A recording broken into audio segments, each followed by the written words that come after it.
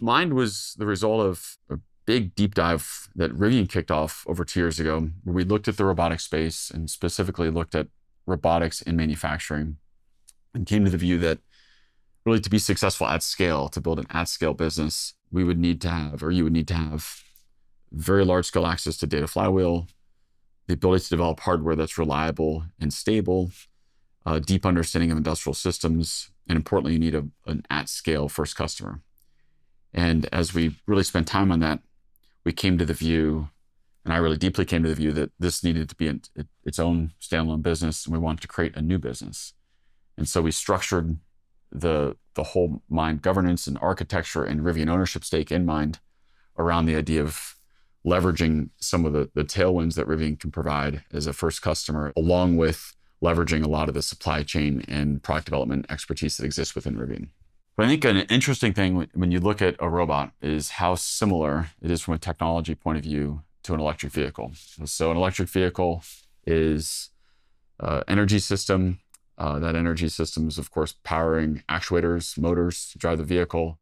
And so then you compare that to a robot. A robot is a energy system, it's a battery-powered actuation, so motors operating with a network architecture and software platform to run the whole system. And so it's just remarkable how well a lot of the skills that Rivian has built, and specifically for me that I've gone through creating and building Rivian, translate so naturally into building a robotics company.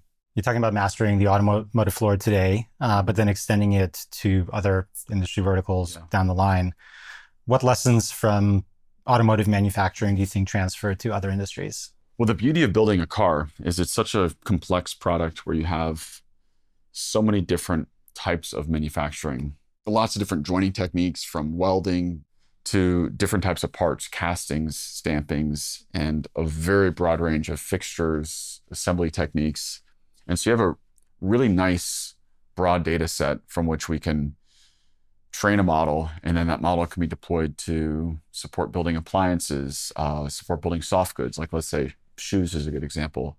We're building a robotic capability to support a wide range of manufacturing applications, inclusive, of course, of automotive, but also inclusive of appliance manufacturing, soft goods manufacturing, essentially every consumer good that we see in our lives today, we want to be able to manufacture with a Mind robot. Awesome. So if Mind succeeds, what does manufacturing look like in 10 years? The hope is that by building this out, we bring a lot of manufacturing back to the United States. And so, of course, there's lots of reasons to do this from a geopolitical point of view, but it also enables us to operate manufacturing plants with a very globally competitive cost structure, which is not something that the US has had in a long time. I'm sure you're hiring for a lot of roles. What are you hiring for? It's a very fun work environment because we have our hardware engineers. That's everything from the robot structure to actuation to the electrical systems in the robot, working hand in hand with the teams that are building the models, and of course the data flywheel. Teams based in Palo Alto. And so we're hiring across the full stack. So actively growing, as you know, and we're excited to continue to have more people join the team.